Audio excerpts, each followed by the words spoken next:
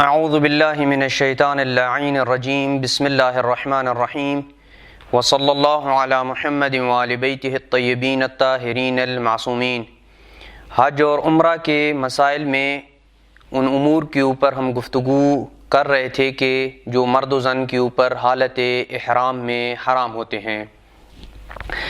آج جس امر کا تذکرہ کرنا ہے وہ یہ ہے کہ حالت احرام میں مرد و زن دونوں کے اوپر خوشبو سونگھنا حرام ہے۔ سب سے پہلے یہ بیان کرنا ضروری سمجھتا ہوں کہ خوشبو سے یہاں پہ کیا مراد ہے۔ خوشبو سے مراد ہر وہ مادہ جس سے انسان اپنے بدن یا اپنے لباس کو یا اپنے کھانے کو خوشبودار بنائے، اسے خوشبو کے زمرے میں لایا جائے گا اور اس کا استعمال کرنا حرام ہے، چاہے وہ پیسٹ ہو خوشبودار یا صابن خوشبودار ہو یا شیمپو خوشبودار ہو یا خاتون کا اپنے ہاتھوں پہ خوشبودار ناخن پالش لگانا ہو یا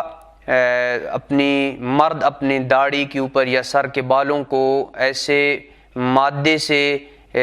خضاب کرتا ہے کہ جس مادے کے اندر خوشبو موجود ہو، تو ان تمام چیزوں کا استعمال کرنا حالت حرام میں مرد و زن دونوں کے اوپر حرام ہو جائے گا۔ بلکہ ہر وہ چیز کہ جس میں خوشبو کا اثر موجود ہو، مثلا حالت احرام سے پہلے اس نے خوشبو لگائی تھی اور حالت احرام کے بعد اس کا اثر باقی ہو۔ یہاں پہ اس نے خوشبو تو حالت احرام میں نہیں لگائی ہے، لیکن وہ جو حالت احرام سے پہلے اس نے خوشبو لگائی تھی اس کا اگر اثر حالت احرام کے بعد باقی رہے تو بھی یہ جائز نہیں ہے۔ اس خوشبو سے بھی اجتناب کرنا ضروری ہے، اور اگر اس کا اثر موجود ہو تو احرام باندھنے سے پہلے اس اثر کو زائل کرنا ضروری ہے۔ یہاں پہ چند ایسی چیزوں کو بیان کرنا ضروری سمجھتا ہوں کہ جو حاجی یا عمرہ کرنے والا عام طور پر خوشبو کے زمرے میں جو چیزیں آتی ہیں ان کی طرف متوجہ نہیں ہوتا اور ان کو استعمال کر لیتا ہے۔ ان چیزوں کو ذکر کرنا ضروری سمجھتا ہوں تاکہ مومنین اس طرف متوجہ ہو جائیں۔ بعض اوقات انسان حالت احرام میں سے، جیسے عرض کیا ہے کہ حالت احرام سے پہلے خوشبو لگائی تھی، اس نے غسل جو ہے وہ احرام کا اس نے غسل کیا اور خوشبودار صابن سے وہ نہایا یا خوشبودار شیمپو سے نہایا، یا حالت احرام سے پہلے اس نے ایسا پیسٹ استعمال کیا کہ جس کے اندر اچھی خوشبو تھی اور اس کا اثر جو ہے وہ احرام باندھنے کے بعد باقی رہا، تو یہ بھی آیت اللہ سستانی کے نزدیک بنا بر احتیاط واجب محل اشکال ہے، لہٰذا اسے احرام باندھنے سے پہلے اس خوشبو کو بنا بر احتیاط واجب زائل کرنا جو ہے وہ ضروری ہوگا۔ بعض اوقات انسان حالت احرام میں ایسے مشروبات پیتا ہے کہ جو خوشبودار مشروبات ہوتے ہیں، لہٰذا ان خوشبودار مشروبات کے پینے سے کیا اجتناب کرنا ضروری ہے؟ کیا یہ ممکن ہے کہ کوئی انسان اپنی ناک کے اوپر ہاتھ رکھے اور گلاس میں شربت خوشبودار شربت کو پی لے، تو کیا یہ جائز ہے یا جائز نہیں ہے؟ اگر وہ ان شربت کے اوپر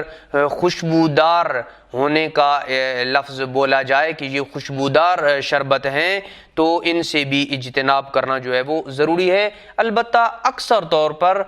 معظم طور پر یہ ایسے مشروبات جو ہے وہ خوشبودار شمار نہیں ہوتے ہیں، لہٰذا ان سے اجتناب کرنا ضروری نہیں ہے۔ البتہ یہ اس عرف کے اوپر ڈیپینڈ کرتا ہے کہ یہ شربت جو ہے ان کو خوشبودار شربت کہا جاتا ہے اگر، تو پھر ان سے اجتناب کرنا جو ہے وہ ضروری ہوگا۔ اور اسی طریقے سے وہ امور جو خوشبو کے زمرے میں آتے ہیں، ایسے کھانے کہ جن میں بعض مسالے ڈالے جاتے ہیں کھانے کے ذائقے کو اچھا بنانے کے لیے، جیسے زیرہ ہے، مرچیں ہیں یا ادرک ہے، کیا یہ خوشبو کے زمرے میں آتے ہیں تاکہ محرم کے لیے اس سے اجتناب کرنا جو ہے وہ ضروری ہو، یا خوشبو کے زمرے میں نہیں آتے ہیں؟ ہر وہ چیز جس سے جو کھانے کو خوشبودار بنا دے، کھانے میں ڈالی ہے کھانا پکاتے وقت تاکہ کھانا اس سے خوشبودار بن جائے، تو اس کا استعمال جو ہے وہ محرم کے اوپر حرام اور ممنوع ہے۔ اور ہر وہ چیز کہ جو کھانے میں اس وجہ سے ڈالی جائے کہ جس سے کھانا خوش مزہ ہو جائے تو اس کے استعمال کرنے میں کوئی حرج نہیں ہے۔ خوشبودار ٹشو کا استعمال بھی جو ہے وہ محرم کے لیے اکثر طور پر وہاں پہ ٹشو استعمال ہوتے ہیں کہ جن میں خوشبو ہوتی ہے، معطرہ اس ٹشو کے اوپر لکھا ہوا ہوتا ہے، تو اگر جو ہے وہ اس کی خوشبو کو وہ نہ سونگے تو پھر ان ٹشوز کو استعمال کرنے میں کوئی حرج نہیں ہے۔ اسی طریقے سے ایک عام مسئلہ جو حالت احرام میں پیش آتا ہے وہ یہ ہے کہ جس طرح خوشبو سونگنا حالت احرام میں حاجی یا عمرہ کرنے والے کے لیے جائز نہیں ہے، اسی طریقے سے بدبو سے بچنے کے لیے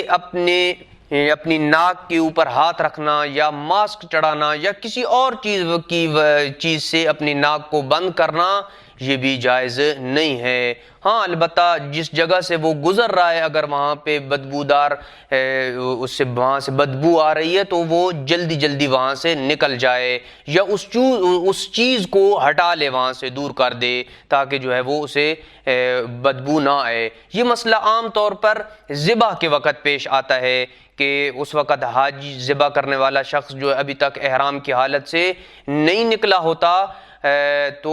اس کے لیے جو ہے وہ وہاں پہ مذبح میں جو ذبح کی جگہ ہوتی ہے وہاں پہ بہت زیادہ بدبو ہوتی ہے، خون کی بدبو ہوتی ہے، تو وہاں پہ اکثر طور پر مومنین جو ہے وہ اپنا ہاتھ جو ہے وہ ناک کے اوپر رکھ لیتے ہیں یا ماسک چڑھا لیتے ہیں جس سے خوشبو جو ہے وہ بدبو آتی ہے تو وہ جو ہے وہ استعمال کرنا اس کے لیے جائز نہیں ہوگا۔ بعض اوقات دیگر مذاہب کے افراد جنہوں نے خوشبو لگائی ہوتی ہے تو اس حالت میں دیگر مذاہب کے افراد کے قریب سے اگر کوئی شیعہ مومن جو ہے وہ گزرتا ہے تو کیا اس کے لیے اس خوشبو سے اجتناب کرنا جو ہے وہ ضروری ہوتا ہے یا ضروری نہیں ہے؟ ہاں اگر اس کے قریب سے وہ گزرتا ہے تو اس کے لیے ضروری ہے کہ وہ اپنے آپ کو خوشبو سونگھنے سے بچائے، اگر جو ہے وہ اس سے زیادہ کوئی حرج اور مشقت لازم نہ آئے تو ضروری ہے کہ اس سے بچائے، اپنے آپ کو بچائے۔ البتہ اگر وہ استعمال کر لیتا ہے، عذر بھی کوئی نہیں تھا اس کا، بچ سکتا تھا، تو اس صورت میں اس کے اوپر کفارہ واجب نہیں ہوگا۔